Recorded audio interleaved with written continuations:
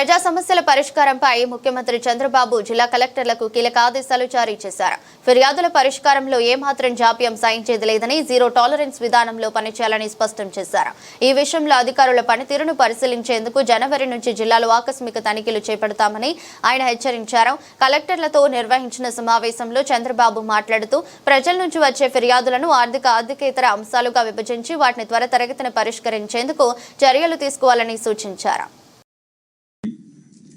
ఒక అన్ని జిల్లాల్లో సోషల్ వెల్ఫేర్ హాస్టల్స్ మిగిలిన డిపార్ట్మెంట్స్ అన్ని కూడా స్టాండర్డ్ ఆపరేషన్ ప్రొసీజర్స్, శానిటేషన్, అక్కడ పరిసరాలు గాని, శానిటేషన్ గాని, టాయిలెట్స్ గాని పర్ఫెక్ట్ గా ఉండాలి.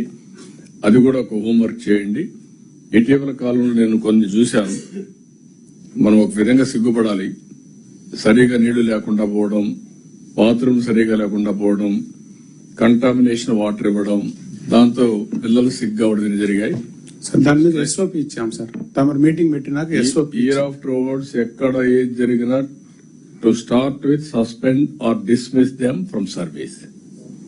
No question of compromise. They don't have any right to play with children.